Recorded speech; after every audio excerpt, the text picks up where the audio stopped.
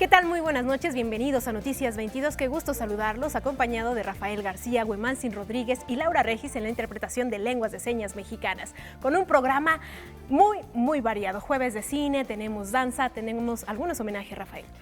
En efecto, mi querida Karen, mi querido Hueman, amigos del auditorio, vamos a iniciar, sí va a haber música, pero también hubo música hoy en la despedida de Armando Ramírez, el autor de Chin Chin el Teporocho. Ayer comentábamos esta lamentable partida y un hombre que supo y que supo conocer y recorrer y compartir ese amor por la Ciudad de México y de manera particular, Hueman, el barrio de Tepito. Así es, no solamente compartir el amor por una Ciudad de México habitada y caminada en vivo, quiero decir, es hablar de una crónica urbana en presente, en gerundio, pues eso es lo que hacía Armando Ramírez y eso es lo que nos podía compartir. Y vamos a escuchar esa música porque también cuando hablamos de una ciudad, hablamos de los sonidos que la habitan en el momento en que es contada y eso también nos lo compartió Armando Ramírez.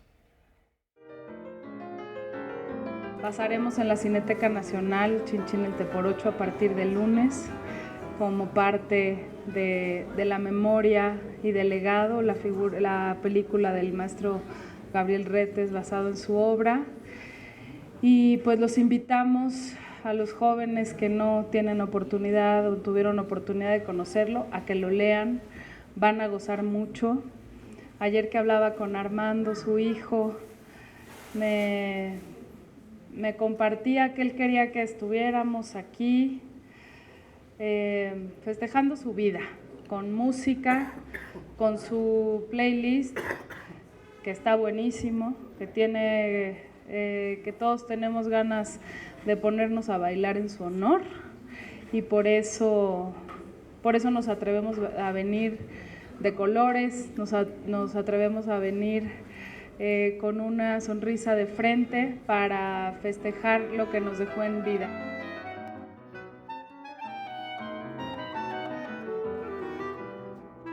Dejó muchas cosas en el tintero. Tenía junto con mi hermano proyectos de hacer documentales y de hacer otras cosas, de mostrar a la gente. Tenía un proyecto de mostrar a gente que había triunfado y de que el mexicano se sintiera motivado a hacer lo que quisiera. Decía, si quieres lograr algo, simplemente hazlo. No me lo platiques, no, hazlo. Y así era él, ¿no? Así. Entonces dejó muchas cosas ahí. Él siempre me decía, yo no voy a ser presuntuoso ni ser alguien más que no soy. Yo quiero que la gente me vea como soy. Entonces su lenguaje no era una pose ni nada, era él realmente, él se mostraba tal cual, porque además, tal cual a él le gustaba escuchar a todos y de esa manera percibirlos. O sea, algo que quiero que tengan bien claro es que mi papá adoraba su México y a sus personas, creía en sus personas. Se molestaba mucho cuando se hablaba mal del mexicano, porque él decía, el mexicano es un chingón que trabaja. No somos esos que dicen que robamos, narcotráfico. No, el mexicano es ingenioso, es trabajador, es luchador, ¿no? Y ante la adversidad no se raja.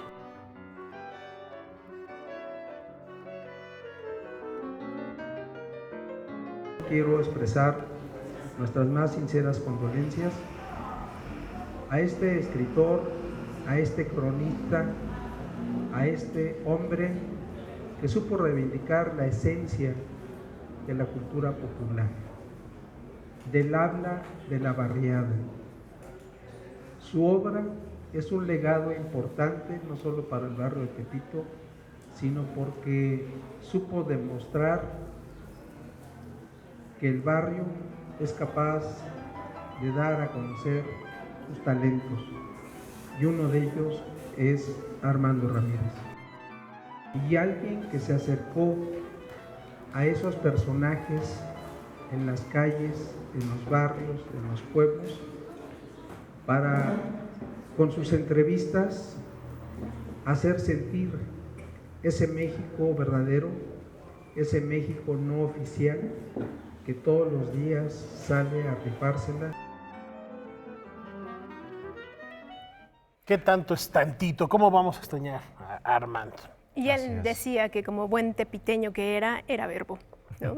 Tiene por ahí un libro de fantasmas muy interesante, por cierto, y él relataba que logró reunir esas historias de fantasmas alrededor del centro histórico cuando la gente se acercaba a él y le pedía tomarse una foto con él, y él decía, me voy a tomar una foto contigo siempre y cuando me cuentes una historia de fantasmas. Bueno, parte de la crónica de una ciudad tan grande como esta y una ciudad también tan antigua.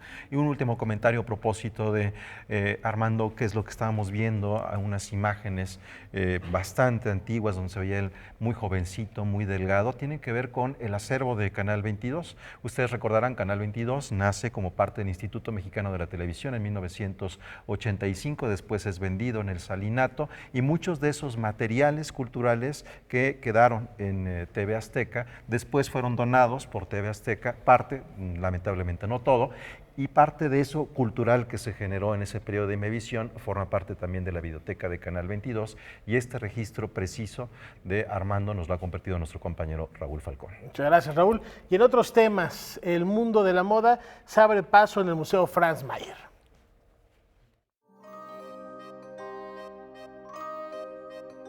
La fotografía se hace pintura en el Museo Franz Mayer con la presentación de la exposición Vogue Like a Painting, colección que explora la relación entre moda, arte y fotografía. Un recorrido realmente fascinante por la historia de la fotografía de la moda, empezando con fotos de 1934 y terminando con las fotos de actualidad del 2019, ¿no? Realmente es una exposición que nos confronta con la idea de la fotografía de moda para presentarnos un panorama mucho más rico, mucho más atmosférico de lo que son estas fotografías o de lo que concebimos como la fotografía de moda. 65 imágenes procedentes de los archivos de la revista Vogue, que la curadora Debra Smith organizó en torno a grandes géneros y momentos en la historia de la pintura. Composiciones fotográficas que recuerdan obras de pintores como Vermeer, Hopper, Botticelli, Dalí y Rossetti, entre otros. De fotógrafos como Peter Lindbergh, Tim Walker y Cecil Beaton. Aquí en esta exhibición hay muchos fotógrafos que eran todos amigos. Había Horst P. Kuhne, que eran muy amigos con Man Ray, con Dalí, con Marcel Duchamp. Entonces también hay una sección de surrealismo, que era muy difícil distinguir, pero todo este mundo se fundó en esta época, que era arte, fotografía y moda todo junto. Vogue fue desde las primeras décadas del siglo pasado el escenario donde convivían las exigencias comerciales con la vanguardia. La revista, dirigida por Condé Nast, pretendía convertirse en un museo de la moda. Él tenía muy claro que quería dirigir la revista Vogue hacia un público más reducido, pero más culto. Entonces su primer movimiento como dueño de Vogue era de ir a París y contratar 5 artistas para hacer las portadas de Vogue, que hasta entonces han sido dibujos técnicos en blanco y negro muy como estáticos. Y él liberó las portadas y eran como fantasía total. La mayoría de las editores de las revistas de Vogue tienen este reto de intentar crear fotos icónicas que trascienden una simple foto de un vestido, ¿no? Además, en nuestro país, la exposición incorpora por primera vez vestidos de los célebres diseñadores Alexander McQueen, Nina Ricci y Christian Lacroix, que en diálogo abierto entre fotografía y pintura hacen alusión a los volúmenes y texturas presentes en las imágenes. Sentimos que es una exposición que va a ser muy atractiva para un amplio grupo de públicos, ¿no? Que puedan encontrar en el Franz Mayer pues este diálogo entre el arte, la moda y la fotografía. La exposición estará abierta al público del 12 de julio al 15 de septiembre, de martes a domingo, de 10 a 17 horas en el Museo Franz Mayer. Noticias 22, Omar Vera. Muy interesante esta exposición de Vogue con fotografías y por qué la moda está considerada como parte también de las expresiones artísticas. Si nosotros revisamos, por ejemplo, la pintura de los grandes artistas flamencos, si vemos estas pinturas de brujas de la Edad Media, si vemos también esas pinturas venecianas cuando era la República del Véneto, vamos a encontrar allí una cantidad de elementos estilísticos que nos conectan con la pintura, por supuesto, pero con la idea de moda de esa época y de esa etapa, que si empezamos a hurgar, vamos a llegar con una cantidad de historias con H mayúscula que nos van a conectar con todo el mundo. Y que me dices de las artes escénicas, donde también queda manifiesto este interés por recuperar desde los clásicos y llevarlos a la ópera o al teatro, hasta lo que sucedía en el siglo de oro, lo que sucedía en el siglo XX ahora, cómo se va transcribiendo, y lo vemos también reflejado en el cine cuando dices, es una película ambientada en los años 80 simplemente por el vestuario. De eso se trata precisamente esta exposición, imágenes inspiradas en arte. La pregunta es, ¿podrán identificar en qué obra de arte están inspiradas cada una de las fotografías o en qué artista? Y bueno, rápidamente con este mismo tema, Arturo Bernstein, este destacado actor mexicano, él puede dar un discurso solo de cómo son usados los botones en la época de Lope de Rueda. Así, de ese tamaño, de esa importancia, tiene que ver la moda con otras expresiones artísticas. Ya hablaremos de moda en otra ocasión, porque hay cosas muy interesantes, la cacería en el Reino Unido. En fin, como parte del Festival Danzatlán, que ahí también es fundamental la moda para moverse, llega a nuestro país una de las voces más autorizadas de la crítica dancística en Rusia. Tatiana Kuznetsova proviene de una larga estirpe del ballet en Rusia. Sus abuelos bailaron en el Teatro Bolshoi bajo el régimen zarista en la época prerrevolucionaria. Sus padres prosiguieron la tradición durante la etapa soviética. Fue entonces cuando, a los 3 años, comenzó a familiarizarse directamente con el ballet, practicándolo, pero también observando. Ella destaca 3 criterios para la crítica de ballet. Потому что ведь зал вмещает, здесь большие залы, до 10 тысяч человек, но тем не менее далеко не все читатели видели то, о чем ты пишешь. Значит, твой язык должен быть настолько выразительным, чтобы они как бы побывали на этом представлении. Во-вторых, безусловно, должна быть профессиональная подготовленность. То есть вы должны знать то дело, о котором вы пишете, и технологически, и эстетически, и в историческом аспекте. То есть иначе вы будете ничем не отличаться от обычного журналиста талантливого. И третье, что очень важно для балетного обозревателя, как и для любого журналиста, это дисциплина, потому что писать нужно быстро, писать нужно в заданном объеме, и писать нужно в номер. И это многие наши исследователи, которые обладают более академическим складом таланта, они не справляются с этой ежедневной гонкой. Tatiana comenzó a escribir crítica de ballet en 1986, coincidiendo con la inminente perestroika y la caída del régimen soviético en 1989. Esto le permitió mayor libertad de expresión y ahora es una de las críticas más respetadas en la materia, publicando en el periódico Коммерсант. Читающая публика в России делится на тех, кто никогда не видел балет и просто кого развлекают мои тексты, и на тех, кто ходит постоянно в балет, балетоманы. И те балетоманы, которые ходят в балет, они, естественно, либо соглашаются с моим мнением, либо категорически не соглашаются. Поэтому там царит буря. Споры, меня проклинают или меня превозносят. Но в той большей части, которая не ходит в балет, а просто читает мои тексты. Tatiana Kuznetsova impartió una conferencia sobre crítica de ballet en el marco de las actividades del Festival Danzatlán. Noticias 22, Víctor Gaspar. Bueno, y antes de la pausa queremos invitarlos a que se den una vuelta a las estampas zapatistas de Mulato Teatro. Es un proyecto de teatro comunitario. Hemos venido platicando en fechas recientes de cómo los teatros invaden de repente los espacios públicos para generar audiencias, y esta es una propuesta muy atractiva. Estampas zapatistas, mañana 12 de julio a las 11 de la mañana en el Centro Cultural Jardín Borda en Cuernavaca, y ahí estará Margarita González Arabia, que es el secretario de Turismo del Estado de Morelos, a propósito de esa presentación, Estampas Zapatistas. Con esta información vamos a una breve pausa y regresamos con más aquí en Noticias 22.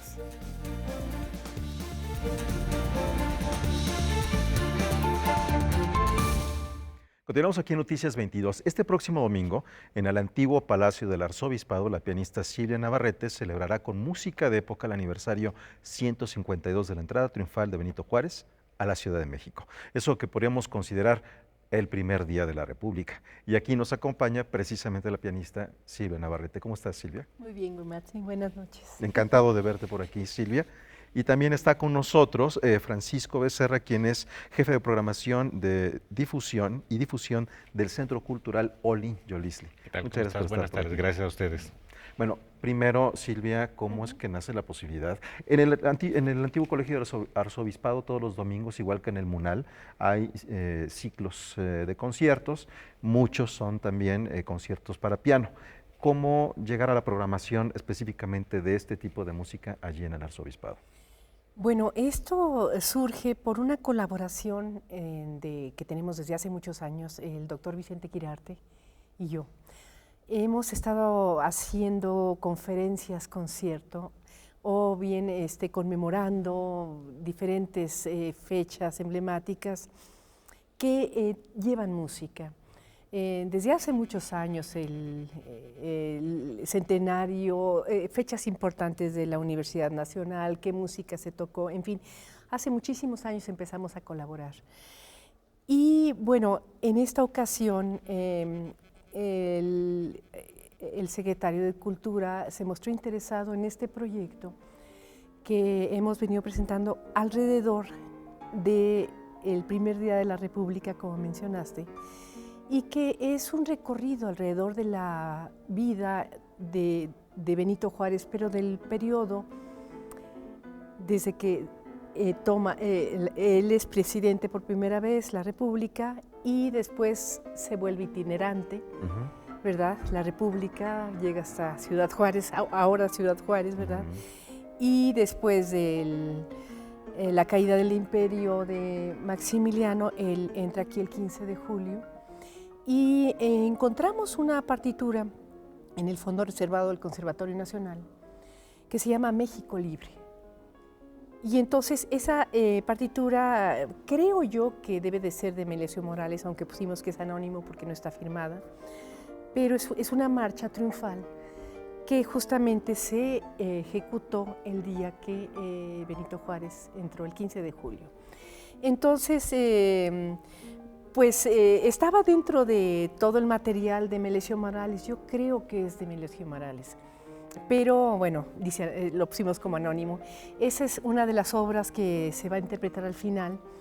Y bueno, el doctor Quirarte, Vicente Quirarte, tiene una herencia maravillosa con su padre, Martín Quirarte, quien fue uno de los historiadores más emblemáticos aquí en México y quien fuera justamente un conocedor profundo de la vida de Benito Juárez, un admirador. Entonces, él hereda esto, ¿verdad?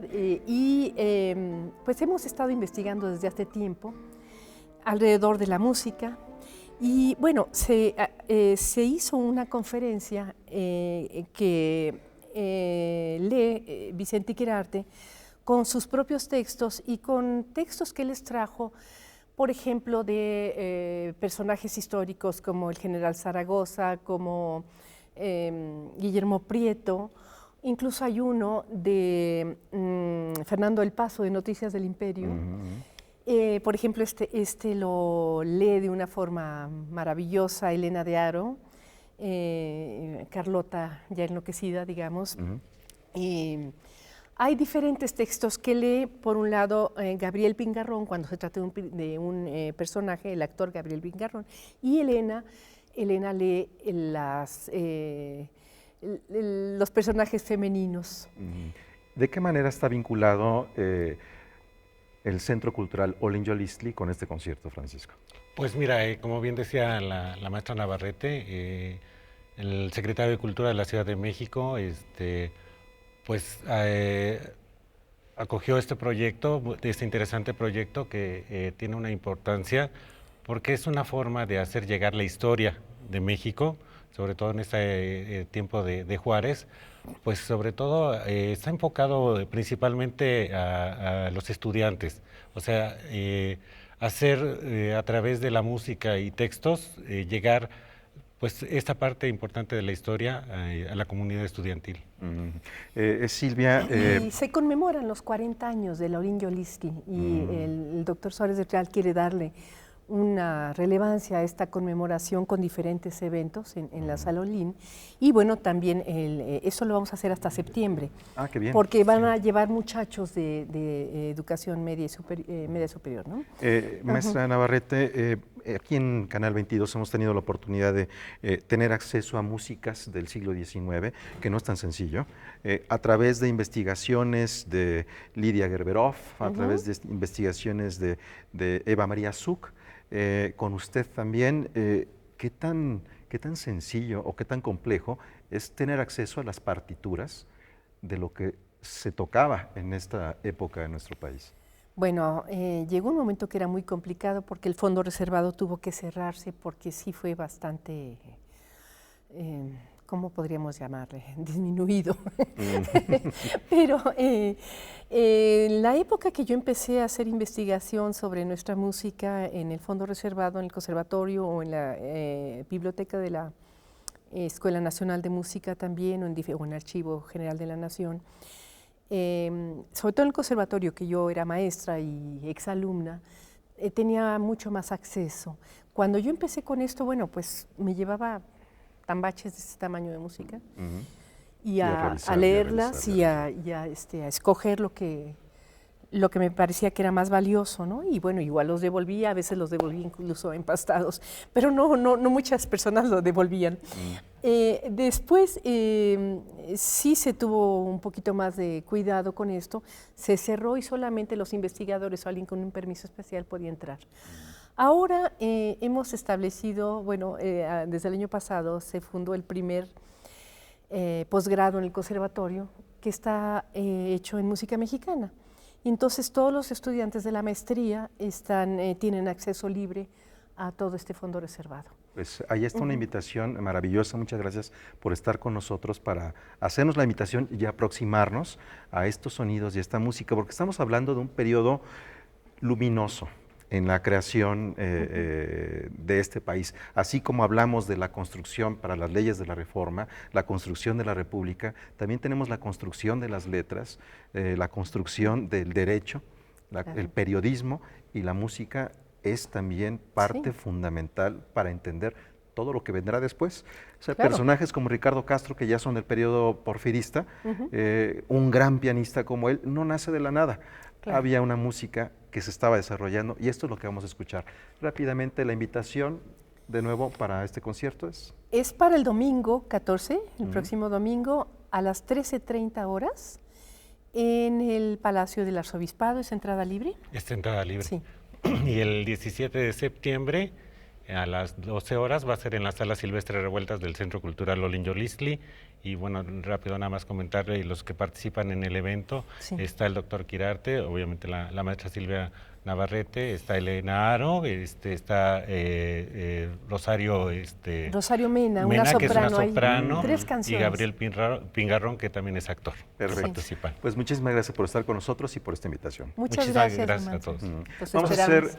Vamos con Rafael y con Karen, que se encuentran aquí cerca. Muchas gracias, Huema. Fascinante esta propuesta, como bien refieres, celebrar a los músicos mexicanos. Melesio Morales, uno de los grandes compositores de ópera de nuestra tierra.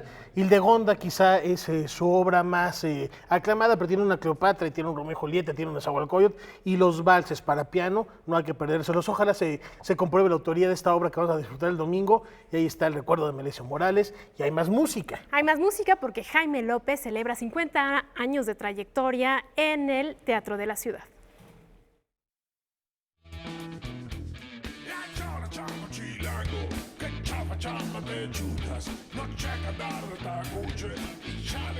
Este sábado el compositor Jaime López armará una gran pachanga en el Teatro de la Ciudad para celebrar 50 años de vivir en Chilangolandia.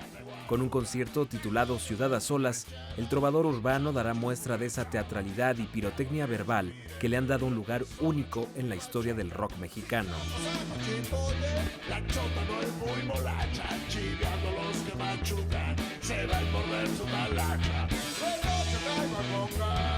Pese a la multitud, a final de cuentas una gran lección que te da esta ciudad es apreciar la soledad, vivirla bien, y esta ciudad a solas para mí es un gran amor, la verdad. Y pues sí, lo voy a hacer a solas, en cuerpo y alma, aquí en el Gran Teatro de la Ciudad, Esperanza Iris. Y pues es este 13 de julio que ya se avecina. Entonces, pues es simplemente celebrar un día más de vida, que de repente ya son 50 años. Corría el año 1969 cuando el joven tamaulipeco Jaime López llegó a Distrito Federal para quedarse. Aquí halló su alma chilanga y se dio a la tarea de ponerle música a la identidad barrial de la urbe.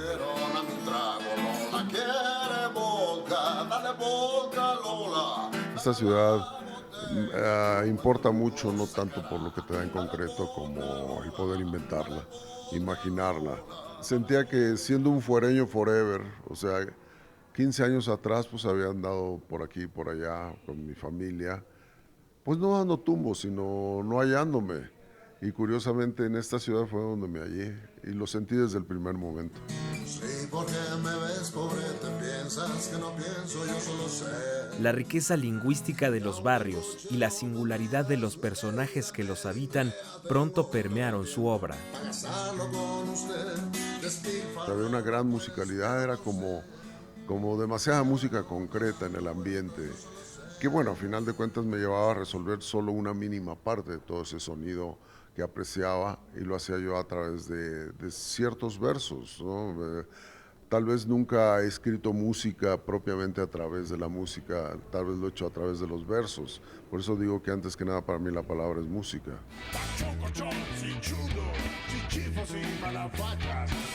Mezcla de humor, ironía e ingenio, las canciones de Jaime López han sido interpretadas por artistas como Cecilia Toussaint, Eugenia León, Botellita de Jerez y por supuesto Café Tacuba.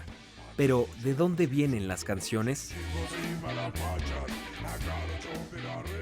Uno propone y la realidad dispone. Entonces, cuando hay una comunión entre la irrealidad que soy yo y la realidad que está a pesar de mí, surge un chispazo. Algunos le llaman inspiración, algunos le llaman trabajo, algunos le llaman trabajo e inspiración, pero yo creo que las canciones surgen de un grato chispazo entre la irrealidad y la realidad. Transando de arriba abajo, ahí va la chilanga, chinche, si me la recuerda. Para Noticias 22, César H. Meléndez. Carga.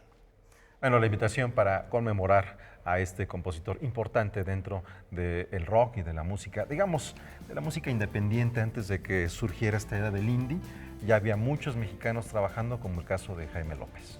Vamos a ir a una pausa y antes queremos invitarlos a que no se pierdan esta noche Debate 22, porque Jacaranda Correa tendrá una conversación con el guionista y director Víctor Ugalde y los productores de cine Mónica Lozano y Rodrigo Herranz.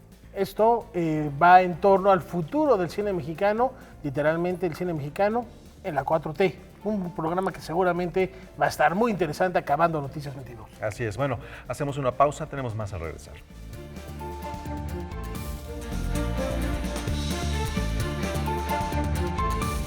Continuamos aquí en Noticias 22 y ya está por iniciar una nueva edición de la Muestra Internacional de Cine. Es jueves del Séptimo Arte.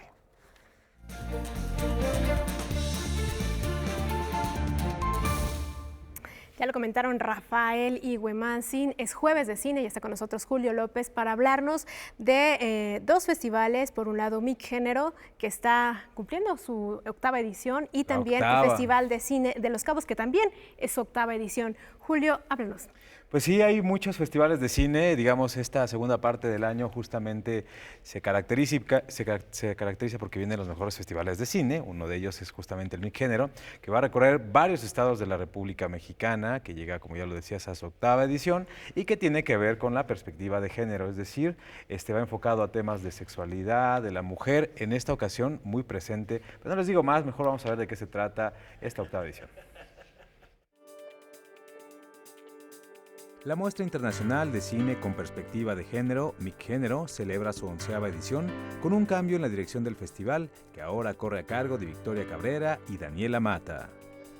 Ha sido complicado por todo el contexto que tenemos como país, lo difícil que ha sido sacar como en general los proyectos culturales este año, pero también ha sido como muy bonito encontrar la creatividad, ¿no? para poder desarrollar el proyecto y llegar a agosto con todo el tour.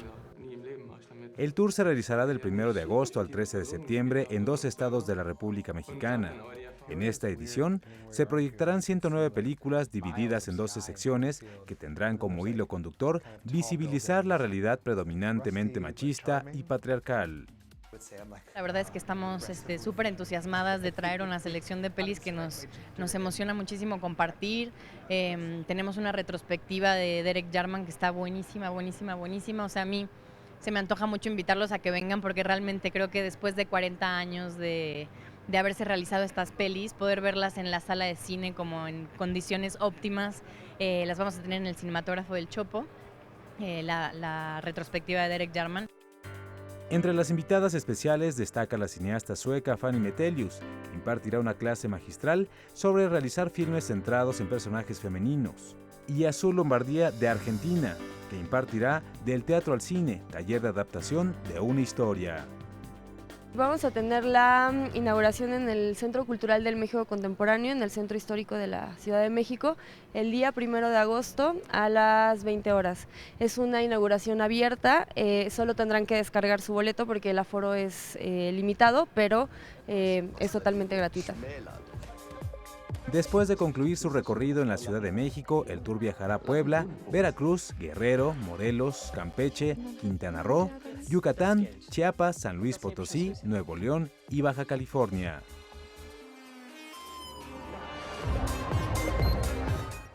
Y seguimos con festivales. Julio, ¿qué va a ocurrir? ¿Cuál es la propuesta del Festival de Cine de Los Cabos? Bueno, pues ahorita está cerrando justamente sus convocatorias, pero ya sabemos que siempre están los mejores premios en este festival, que siempre traen una buena programación. El año pasado estuvo Spike Lee, por ejemplo, estuvo Terry Gilliam también en este encuentro cinematográfico, pero también ha estado Nicole Kidman, por ejemplo, ¿no? Entonces, siempre hay mucho que esperar del Festival Internacional de los Cines de Los Cabos.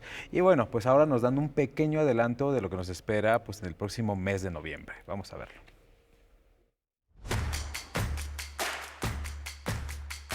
El Festival Internacional de Cine de Los Cabos se ha consolidado como uno de los encuentros cinematográficos más importantes del país, no solo por la calidad de sus invitados y su impecable programación, también por ser una plataforma importantísima para difundir, promover y apoyar el cine nacional. Ahora no solo nos mantenemos, sino que incluso está aún más amplia la oferta de premios que la del año pasado. Estamos llegando a una bolsa total de alrededor de los 8 millones de pesos, entre los premios que se dan en la selección oficial como los premios de los estímulos para la industria cinematográfica. Y sí, yo también creo que el Festival de Los Cabos tiene como esta doble personalidad permanente de dar una oferta fílmica nueva, fresca, propositiva, que se abre también a nuevas voces y a la vez estar permanentemente apoyando a la industria en cada uno de los eslabones que se necesitan para ver películas terminadas. El pasado 6 de mayo, 6 películas mexicanas en proceso de producción viajaron al Festival de Cine de Cannes como parte del proyecto Goes to Cannes. Esta es la 4ª vez que se realiza esta iniciativa que tiene como objetivo impulsar el talento nacional y fortalecer alianzas con otros festivales e instituciones. Nuestras alianzas siempre van a buscar esa sinergia y que realmente tengan sentido. Por ejemplo, tenemos una alianza con el Tribeca Film Institute, con Independent Film Projects, que radica en Nueva York, con IFP. Hacemos que los proyectos que participan en las secciones del Fondo Gabriel Figueroa pues viajen también y que tengan todas esas oportunidades. Este año resalta la convocatoria Contenidos Episódicos, que forma parte de las categorías del Fondo Fílmico Gabriel Figueroa. Esta sección busca agrupar a todo tipo de propuestas más allá de las series tradicionales para televisión. El festival se ha reinventado este año, hemos ajustado muchas cosas, presupuestalmente sabemos que es un año complejo y de muchos retos para todos los proyectos de esta índole, pero creo que vamos a llevar a cabo una excelente edición. Tenemos apoyos a nivel federal, también a nivel privado. Los patrocinadores que han confiado en nosotros año con año están presentes. También la parte turística, el Fondo de Turismo de Los Cabos, que sabe que este es un proyecto muy valioso y que ha mantenido y que refrenda su apoyo año con año. La 8ª edición de Los Cabos International Film Festival se realizará del 13 al 17 de noviembre en Cabo San Lucas y Cabo San José. Ahí está la propuesta, Julio, pero ¿hay algo más al respecto de este festival? Pues sí, como a todos los festivales de cine les ha pegado la austeridad, pero se va a realizar sin ningún conflicto, sin ninguna novedad. Van a cambiar algunas cosas, como la sede, ya no van a estar donde estaban originalmente, ahora van a tener un cine como sede principal, donde se van a realizar todas las alfombras rojas y todo lo demás va a ocurrir como siempre en Cabo San José, ya lo veíamos, en Cabo San Lucas. Se realizarán todo tipo de proyecciones al aire libre, ¿no? Pero bueno, nada más es alguna de las propuestas, porque también ya viene el Festival de Cine de Guanajuato, donde hoy anunciaron que va a estar Nicolas Cage, y esas son parte de otras noticias que les vamos a comentar a continuación. Alien invadirá la Ciudad de México. El próximo 4 de diciembre vendrá a la capital mexicana una exposición del artista gráfico y escultor suizo H.R. Giger. Junto con Carlo Rambaldi, se encargó de diseñar al despiadado octavo pasajero de la película Alien. Se exhibirán pinturas, esculturas, dibujos, maquetas y muebles. Y en otro remake innecesario, Sony prepara 30 años después una nueva versión de Mira quién habla. La película original gira en torno a una mujer que queda embarazada de un compañero de trabajo casado y que mientras lidia con su embarazo como madre soltera, conoce a un carismático taxista. Todo está listo para la Comic Con San Diego. Este año 3 cineastas mexicanos participarán en el encuentro de cine y cómics más importante del mundo. Emilio Portes, director de Belzebú, Isaac Svan, director de Los Parecidos, y Gigi Saúl Guerrero, directora de Cinegore, forman parte del panel de The New Wave of Latin American Horror Cinema. El Festival Internacional de Cine de Guanajuato busca recuperar el brillo que había perdido en ediciones anteriores. Este año tendrá como invitados internacionales a Gus Van Sant, Terry Gilliam y al actor Nicolas Cage. El país invitado es Filipinas y le rinden homenaje al actor mexicano José Carlos Ruiz.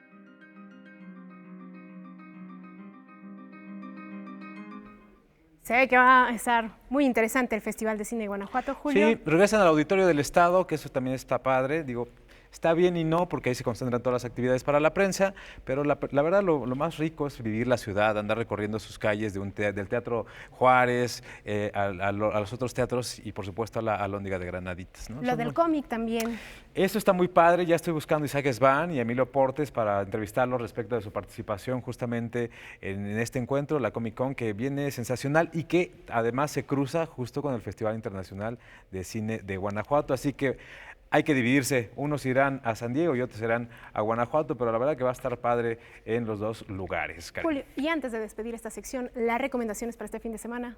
Bueno, primero en Canal 22, ¿no? En Canal 22 a las 10:30 horas se presenta Chalán de Jorge Michel Grau, es una película que coproduce justamente el Canal 22, está muy padre, le fue increíble en algunos festivales, y en la cartelera van a encontrar a Chucky, por eso de los remakes, ¿no? Y que ahora están tan de moda, yo prefiero que se la ahorren, ¿no? Pero hay dos muy buenas propuestas. Una es Leto, que sin duda les va a encantar. Vayan a dar una vuelta, esta es la recomendación de este fin de semana. Muchísimas gracias, Julio. Vamos con Rafael Iguemansin, quien nos tiene más información cultural. Sí, muchas gracias. Ahí está la recomendación de cine. Leto, se las recomiendo. Definitivo. Ahí. En Noticias 22 Digital vamos a hablar de esa película, así que también esperen algo. Y otra recomendación antes de la pausa, les informamos que después de viajar por 10 ciudades de la República regresa a la capital mexicana la exposición De la Tierra al Cielo. Así es, este es un proyecto con el que Rogelio Cuellar y María Luisa Passage celebraron el 50 aniversario de Rayuela, reuniendo el trabajo de medio centenar de artistas visuales. Esta muestra llega ahora al Museo de la Cancillería, ubicado en la calle de República del Salvador número 47 en el centro histórico. Se acaba de inaugurar hace unos minutos, entonces hay que darse una vuelta, es muy buen tiempo para celebrar Rayuela y además el trabajo de esta medio centenar de artistas que reúne bueno, una pareja extraordinaria que son encargados además de promover no solo la fotografía en México, sino también el arte y la cultura en general, Rogelio y María Luisa. Así es, y a propósito de Cortázar y de Rayuela, bueno, está una edición que seguramente ya habrán visto de la Real Academia de la Lengua, dedicada principalmente a este libro, Rayuela, de Julio Cortázar. Volvemos.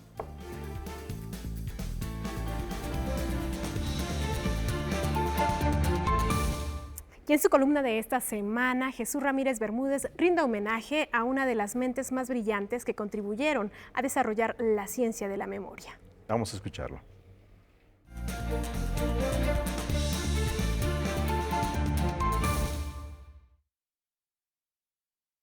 En esta ocasión quisiera hablarles a ustedes acerca de una mujer que ya ha cumplido más de 100 años.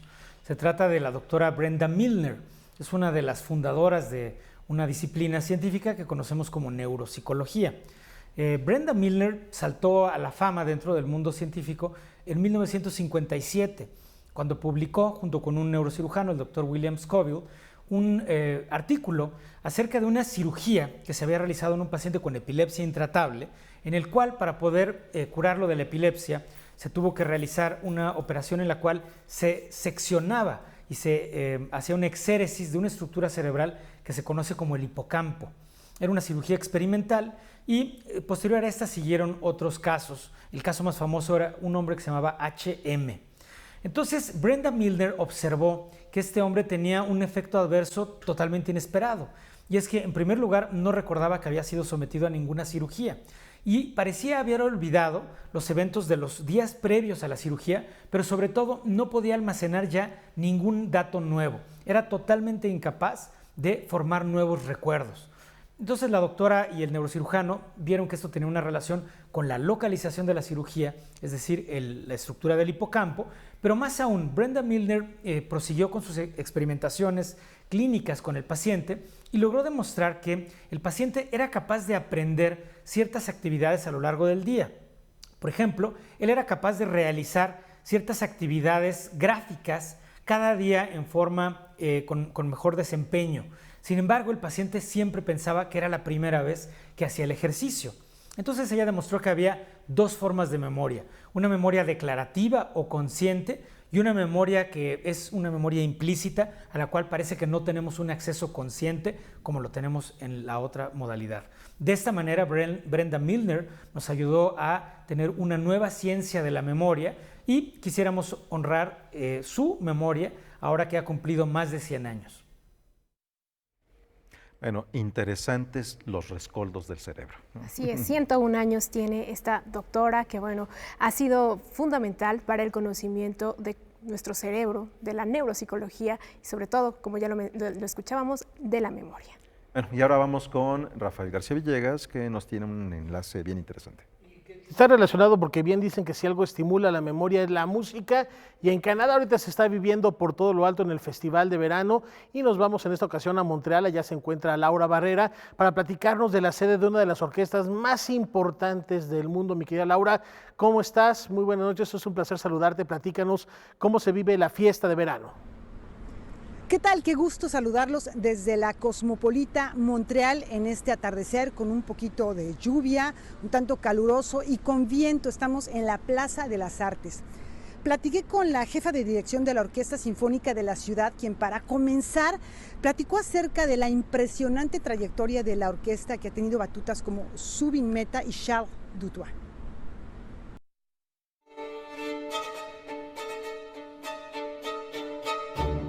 Bon, d'abord, l'Orchestre symphonique de Montréal en est à sa 85e saison. Donc, évidemment, on a une histoire assez longue pour qu'on parle de nous un peu partout. C'est aussi le premier orchestre canadien, c'est-à-dire le plus important en termes de nombre de concerts, en termes de retombées internationales. Nous avons fait plus de 45 tournées internationales, une vingtaine de ce qu'on appelle de sorties. Nous avons joué à Carnegie Hall 42 fois, 43 fois. Nous sommes allés au Mexique à quelques reprises, à Mexico, Bellas Artes, a Cervantino. Lau, pero están por ceder la batuta, el titular, platícanos al respecto. Sí, esto ha provocado sentimientos encontrados tanto en los músicos como en los integrantes de todo el resto del equipo, y de ello nos platicó la jefa de dirección. También nos compartió en exclusiva un video en el que el maestro Nagano habla de esta sensación de dejar la orquesta. Vamos a ver un fragmento. À la fin d'un concert, les musiciens saluent le public afin de le remercier pour sa présence et son écoute. La prochaine saison sera ma dernière à la barre de l'OSM. Il y aura dans chacun de mes saluts toute ma gratitude pour votre présence et votre amitié durant ces années. Ken Nagano a découvert le Québec vraiment avec l'OSM. Vous le savez, c'est un Californien d'origine. Il est de la région de San Francisco. Tout de suite, à l'âge de 20 ans, il est allé en Europe. Il a été l'élève d'Olivier Messiaen.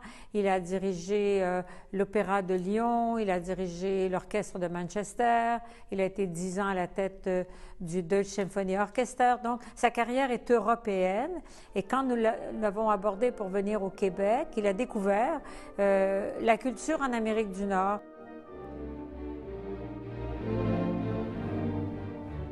Tenemos otra primicia. Además de los conciertos que ya se habían anunciado en el Cervantino y en Guadalajara, la Orquesta Sinfónica de Montreal ha confirmado una fecha más. Vamos a escuchar. Oui, alors ça, nous sommes très heureux parce que nous avons fait avec Maestro Nagano une grande tournée en Amérique latine il y a quelques années et malheureusement, nous n'étions pas allés au Mexique. Et cette fois-ci, il n'était pas question de faire une tournée en Amérique latine sans aller au Mexique. Donc, nous allons d'abord au Grand Festival de Cervantino. Ensuite, nous irons à Mexico City au magnifique théâtre Bellas Artes et ensuite nous irons à Guadalajara. Alors, on est vraiment très heureux parce que vous savez, on est très proche maintenant des Mexicains. Bon, il y a eu tout ce contexte politique entre les États-Unis, le Canada et le Mexique. Et le Mexique s'est beaucoup rapproché du Canada.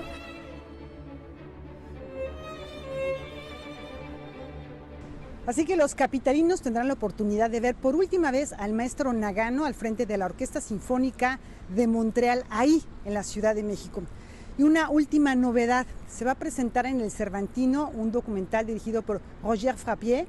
Es sobre el periplo de la orquesta y el maestro Nagano por tierras inuits. Bueno, pues con todas estas buenas noticias nos despedimos. Muchas gracias. Hasta mañana. Gracias a ti, Laura. Un fuerte abrazo hasta Canadá, en esta ocasión en Montreal, y hay que estar muy al pendiente e ir agendando precisamente la visita a las salas de concierto de nuestro país para celebrar la música de aquella orquesta. Gracias, Laura, hasta mañana. Y nosotros nos vamos a despedir.